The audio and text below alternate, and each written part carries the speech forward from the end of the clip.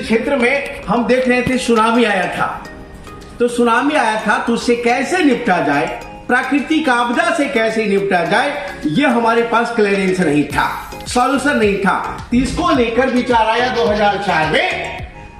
Shinzo Abe Japan का प्रधानमंत्री जो है, पहली बार ऑलरेडी 2007 में ये प्लानिंग किया कि 4 देश मिलकर, कौन, जापान, भारत, ऑस्ट्रेलिया और अमेरिका, 4 देश मिलकर क्वाड्रिलेटरल सिक्योरिटी डायलॉग क्रिएट कर सकता है। और इन 4 लोगों ने किया है, याद रखना है। हालांकि इसका कंसेप्ट पहले से चला रहा था, जो भी मालाबार सैन्य अभ्यास हो रहा था, उन देशों के बीच में इस तरह की बात आई थी कि हम लोग हिंद प्रशांत क्षेत्र में सुरक्षा के लिए हमें एकजुट होने की आवश्यकता है और बात करने की आवश्यकता है, यह ध्यान में रखना है।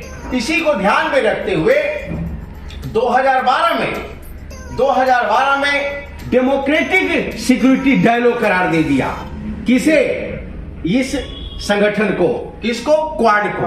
क्वाड को डेमोक्रेटिक सिक्योरिटी डायलॉग करार दे दिया। कौन?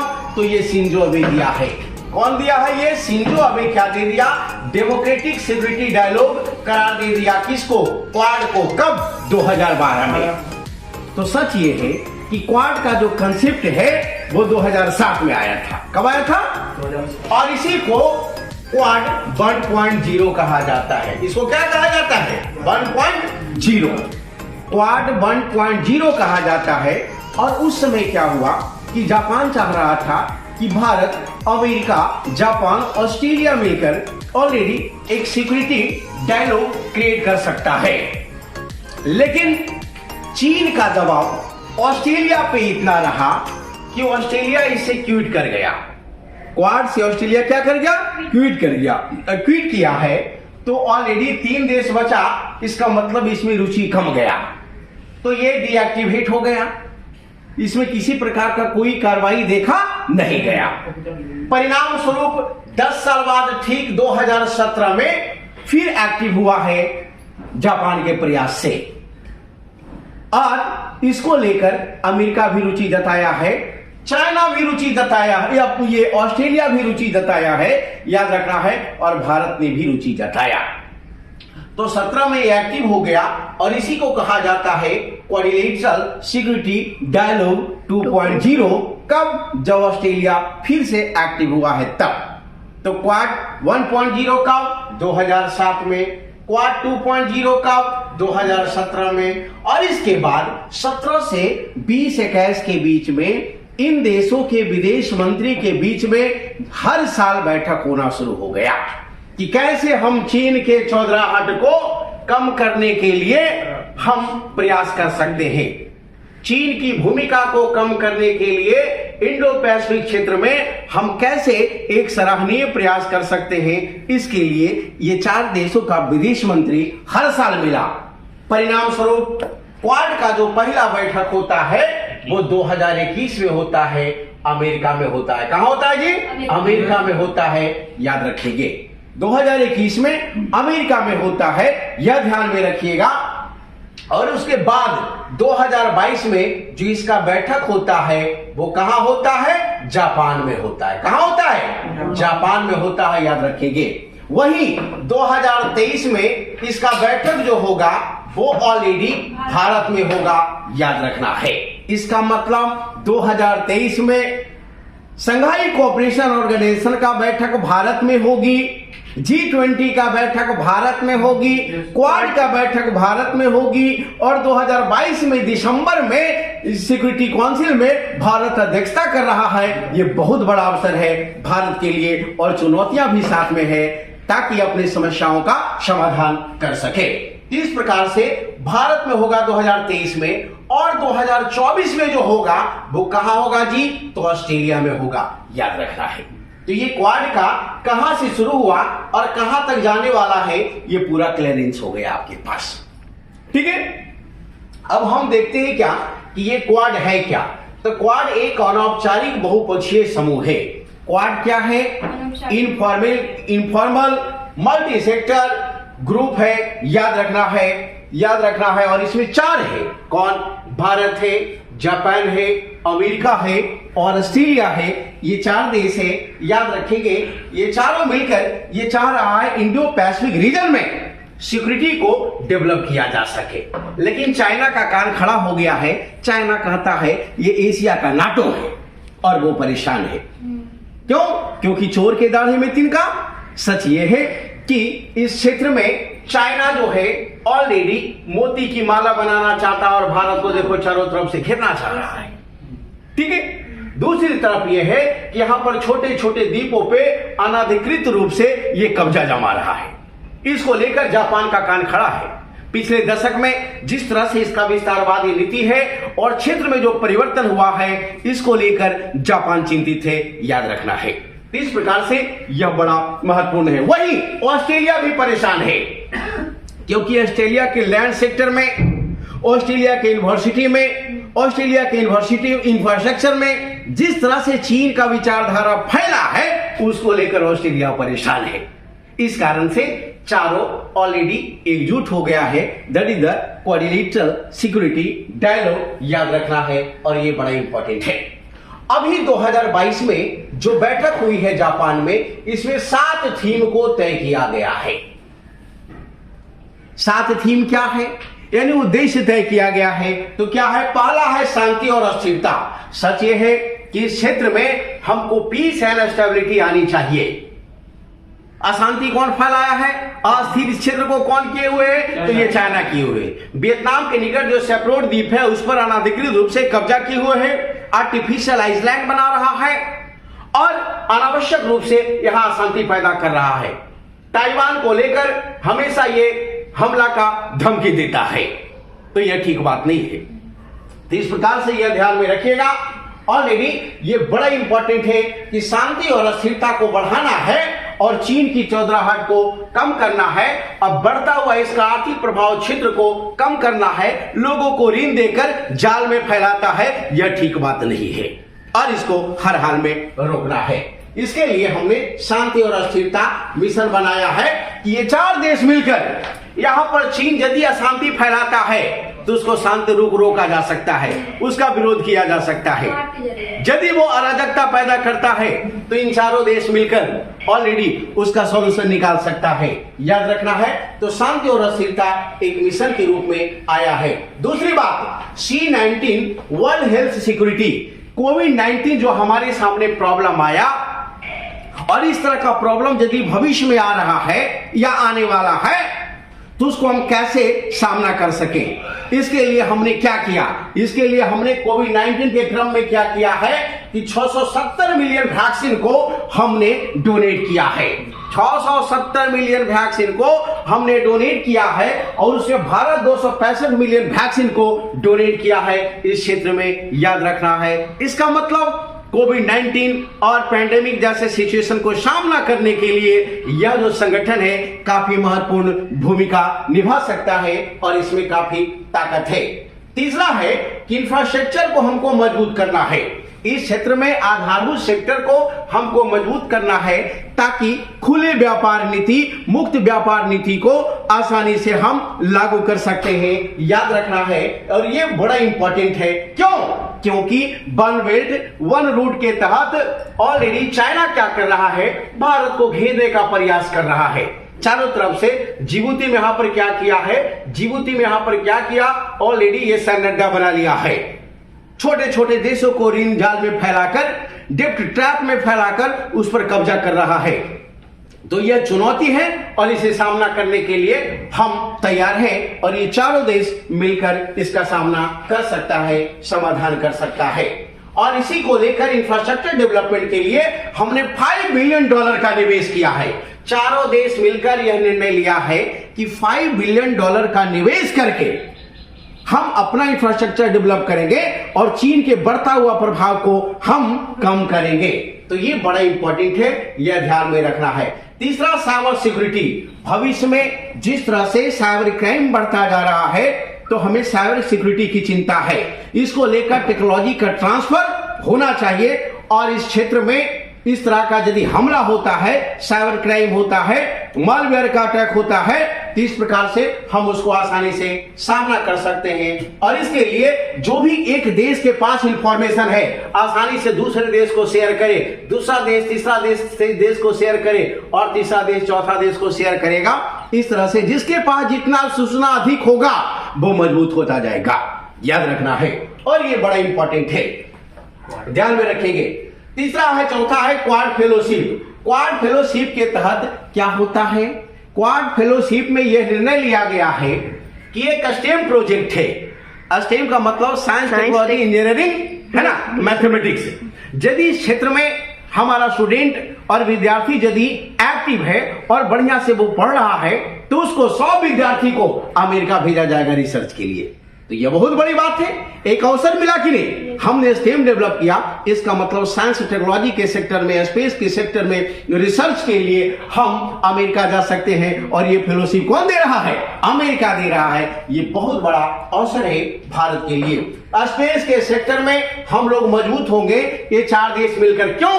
क्योंकि भविष्य में जो वार होगा वो स्पेस वार होगा और उसके लिए हमारे पास एक अद्यतन तकनीक होना चाहिए।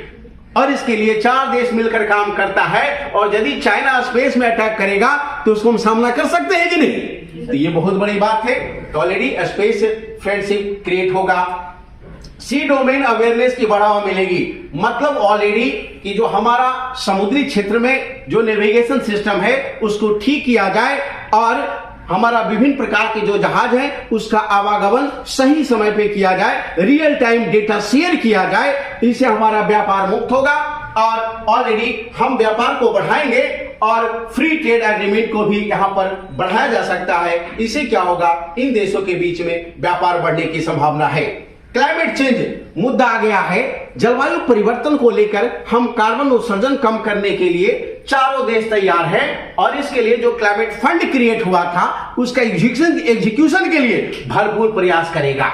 मतलब कि कमजोर देशों को ऑलरेडी आप वित्तीय सहायता दो, विकासशील देशों को वित्तीय सहायता दो, ताकि कार्बन उत्सर्जन कम करने के लिए जो तकनीकी की आवश्यकता है वो उपलब्ध करा सके, वो खरीद सके और कार्बन को कम से कम करने में महत्वपूर्ण भूमिका निभा सके।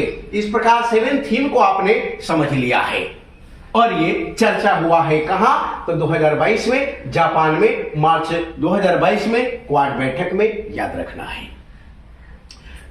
अब हम देखते हैं कि इसको लेकर रूस क्यों चिंता में है। रूस चिंता में इसलिए है, रूस बेचारा भारत से रूसा हुआ है। क्यों रूसा हुआ है जी? इसलिए रूसा हुआ है कि यह कहता है कि यह पश्चिमी देशों का अलगाववाद और विभाजनकारी नीति है और इस नीति के जाल में भारत फंस गया है। भारत को चीन के विरोध खड़ा करना चाहता है पश्चिमी देश, तो इससे धक्का लगेगा। इससे धक्का यह लगेगा कि रूस का विश्वास भारत के प्रति कम होगा और दूसरी बात, चीन के प्रति जो सुधारात्मक नीति भारत का है उसको भी धक्का लगेगा। तो यह भारी प्रॉब्लम खड़ा कर सकता है, याद रखना है। ठीक है, रसिया कहता है और लेकिन इसको लेकर पश्चिमी देश भी नाराज है। क्यों? क्योंकि रूस यूक्रेन संकट को लेकर, रसिया यूक्रेन संकट को लेकर जिस तरह से भारत ने रसिया को साथ दिया है और रसिया के खिलाफ नहीं बोला है, इसको लेकर भी पश्चिमी देश नाराज है। तो इस नाराजगी को इस संगठन के माध्यम से कम कर सकते हैं। ये बहुत बड़ी बात है।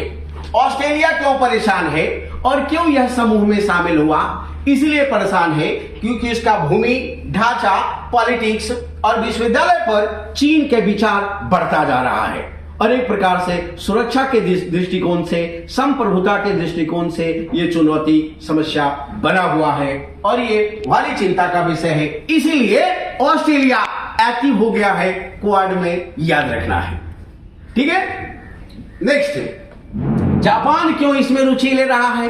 क्यों वो इनिशिएट किया है? क्यों इस तरह का संगठन बनाने का प्रयास किया है? इसलिए प्रयास किया है क्योंकि एक दशक में जिस तरह से इस क्षेत्र में जो परिवर्तन हो रहा है उसको लेकर काफी चिंतित थे। हर द्वीप पर चाइना का कब्जा हो रहा है, छोटे देशों को ऋण के जाल में फैला रहा है और जापान के विकास में 1/3 भूमिका चाइना का है, तो कभी भी डिसऑर्डर कर सकता है इकोनॉमी को। तो यह चिंता का विषय है, किसी पर निर्भर नहीं होना चाहिए, अन्यथा पैर खींचकर कभी भी आपको गिरा सकता है। तो यह बहुत बड़ी बात है, इसको लेकर ऑलरेडी चिंता का विषय बना हुआ है जापान के अंदर। इसलिए क्वाड जैसे संगठन को तैयार किया है कि हम जो चाइना में निवेश कर रहे हैं उस निवेश को हम ट्रांसफर कर सके। कहां? भारत में। क्यों? क्योंकि कोविड-19 के समय सप्लाई चेन बाधित हुआ है और यह बहुत बड़ी समस्या बन गया उस समय। तो ऑस्ट्रेलिया भी परेशान था और जापान भी परेशान था और भविष्य में ऐसी आशा की जा रही है कि चाइना एक बार कोरोना के अटैक में फिर आएगा। तो इस तरह से भविष्य में भी सप्लाई चेन बाधित होने वाला है। तो वहां लोग इन्वेस्ट क्यों करेगा, वहां कोई प्रोडक्शन क्यों करेगा? तो वो सारा इंडस्ट्री शिफ्ट हो रहा है, भारत याद रख रहा है और इसको लेकर हमारे प्रधानमंत्री काफी एक्टिव है। तो ये बहुत बड़ी बात है। अभी आपने समझ लिया है कि रूस, ऑस्ट्रेलिया और जापान के मन में क्या चल रहा है। अब सवाल यह है कि भारत के लिए इस संगठन का क्या महत्व है। भारत के लिए इस संगठन का महत्व यह है कि चीन का बढ़ता हुआ प्रभाव को सामना करने के लिए एक बहुत बड़ा साथी मिल गया है और यह साथी सामान्य नहीं बल्कि जापान जैसा मजबूत है, ऑस्ट्रेलिया जैसा मजबूत है और अमेरिका जैसा मजबूत साथी है। चाइना का विस्तारवादी नीति भारत को हमेशा धमकी देता है।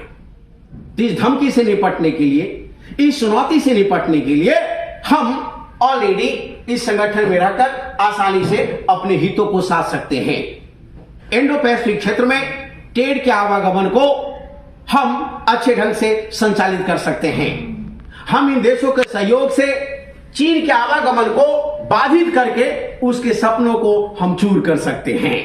तो भारत में एक बहुत बड़ा अवसर मिला है। दूसरा, हमारा ग्लोबल इन्फ्लुएंस बढ़ेगा। इससे हमारा वैश्विक प्रभाव बढ़ेगा क्योंकि हम मजबूत देशों के साथ हैं। तो स्वाभाविक है, जैसा संगत वैसा रंगत होता है। तो हमारा अद्यतन टेक्नोलॉजी मिल सकता है, हमें विभिन्न प्रकार के उपकरण मिल सकते हैं, हमारे लोगों के लिए बहुत बड़ा अवसर हो सकता है, चाहे रिसर्च हो, इनोवेशन हो। इस प्रकार अधिक से अधिक संभावना है। हमारा जो नया फ्रेंडशिप बनेगा एक नए अवसर उपलब्ध कराएगा और नए अवसर जो है हमारे लोगों के लिए बहुत बड़ा एक प्रकार से लाभ के रूप में काम करेगा, याद रखना है। और हमारे सामने चुनौती यह है इसको लेकर कि क्वाड में शामिल होने के बाद चाइना से जो हमारा सुधरता हुआ संबंध है वो ऑलरेडी संशय में फंस जाएगा क्योंकि चीन हमेशा संदेह की दृष्टि से देखेगा वो। दूसरी बात, रसिया जो है ऑलरेडी हम अमेरिका, जापान के साथ हैं और रसिया का वो सख्त विरोधी है और उसको लेकर ऑलरेडी चीन के अंदर मन में संशय होगा कि इतना बढ़िया मित्र हम ऑलरेडी खोने जा रहे हैं क्योंकि हमारा दुश्मन देश के साइड में जा रहा है। लेकिन रसिया यह मानता है कि भारत वैसा देश नहीं कि इस गुट में रहकर ऑलरेडी इस गुट को छोड़ देगा। भारत की विदेश नीति स्वतंत्र है और भारत का विदेश नीति विवेक पर आधारित होती है, न कि किसी झुकाव को लेकर आधारित होती है, न किसी के प्रभाव में हमारा विदेश नीति तय होता है। हमारा विदेश नीति तय होने का जो आधार है हमारा विवेक है और परंपरा है, शांति है, सहिष्णुता है, संयम है। तो रसिया का जो उसके अंदर संशय है वो भी समय के साथ समाप्त हो जाएगा। ये संगठन का सामरिक महत्व यह है, स्ट्रैटेजिकली महत्व यह है कि चाइना जिस तरह से इस क्षेत्र को डिस्टर्ब कर रहा है तो हमारे पास उसको सामना करने के लिए बहुत बड़ी मात्रा में तकनीकें होनी चाहिए, हथियार होना चाहिए, संगठन होनी चाहिए और इन देशों के साथ मिलकर हम आसानी से हथियार, संगठन और विभिन्न प्रकार के उपकरण, तकनीकी प्राप्त कर सकते हैं और चाइना जैसे दुष्ट राष्ट्रों को हम सामना कर सकते हैं क्योंकि हमेशा वो ताइवान को धमकी देता है और इस तरह भारत को धमकी देगा और हाथ बहिया गलवहिया करेगा तो तवांग में जो घटना घटी है वो चाइना सबक लेगा। ठीक है, सेमीकंडक्टर भी एक मुद्दा हो सकता है। वेरी गुड, याद रखना है। अब सवाल है कि भविष्य को लेकर क्या योजना है, क्वाड जैसे संगठन को लेकर भविष्य में क्या योजना है। तो सच ये है, इसका भविष्य कैसा होना चाहिए, तो इसका भविष्य यह होना चाहिए कि इसके इन देशों के बीच में हमेशा डिस्कशन होनी चाहिए, विभिन्न प्रकार के अंतर्राष्ट्रीय मौलिक पर मुद्दे पर डिबेट होनी चाहिए। दूसरी बात, अभी तक इसका क्लियर विजन नहीं है तो कि विजन भी इसका स्पष्ट होना चाहिए और मिशन को प्राप्त करनी चाहिए। मिशन यह है कि हर हाल में व्यापार को बढ़ावा मिलनी चाहिए यहां पर। ठीक है, जापान चाइना से व्यापार क्यों करे, भारत से व्यापार को बढ़ाए। ठीक है, तो इस प्रकार से ऑलरेडी हमें काम करना होगा। दूसरी बात, हमें क्वाड को एक्सपैंड करना होगा। हम सिंगापुर जैसे देशों को शामिल कर सकते हैं। सिंगापुर जैसे देश को जैसे ही शामिल करेंगे, हमारा आसियान कंट्री का ऑलरेडी एक महत्वपूर्ण मेंबर आएगा और हम स्थिति को मजबूत कर देंगे। ठीक है, इस प्रकार से ऑलरेडी यह हमारा दूसरी बात, जो already string of pearl strategy है, मतलब मोती की माला जो नीति है चाइना का कि चारों तरफ से भारत को घेर लो, तो भारत भी कर रहा है। क्या भारत की पॉलिसी है? भारत की पॉलिसी है necklace of diamond strategy. Necklace of diamond strategy में क्या है कि भारत भी चाइना को घेरना चाहता है, इधर जापान के माध्यम से, इधर मंगोलिया के माध्यम से और इधर वियतनाम के माध्यम से। ऑलरेडी भारत को इधर सेशेल्स के माध्यम से पूरी तरह चाइना को घेरने के प्लान बनाया है। इस प्रकार से जो हमारा मोती की माला जो है उसका काट हमारा नेकलेस ऑफ डायमंड स्ट्रैटेजी है। भविष्य में आर्थिक कूटनीति को हम आगे बढ़ा सकते हैं। चाइना का जो आर्थिक विस्तारवादी पॉलिसी है उसका हम सामना कर सकते हैं अपने व्यापार को बढ़ाकर, छोटे छोटे देश तक पहुंचकर। इस प्रकार से यह संगठन हमारे लिए काफी लाभदायक है और आने वाले समय में मुक्त व्यापार को हम बढ़ावा देंगे और ओपन पॉलिसी अपनाएंगे और प्रॉस्पेरिटी को हम बढ़ा सकते हैं। सामरिक महत्व को हम अपने पक्ष में कर सकते हैं। That's all. जय हिंद। अभी तक आप इस टॉपिक को अच्छे ढंग से समझ गए होंगे। अब इससे क्या सवाल उठ सकता है? अब इससे सवाल उठ सकता है कि हिंद प्रशांत क्षेत्र की अवधारणा क्या है और इस क्षेत्र में भारत का निहितार्थ क्या है। चीन के बढ़ते हुए प्रभाव को भारत कैसे सामना कर सकता है? उत्तर दें। तो मुझे लगता है कि आप इस प्रश्न को सही ढंग से लिख सकते हैं। That's all. जय हिंद। लेकिन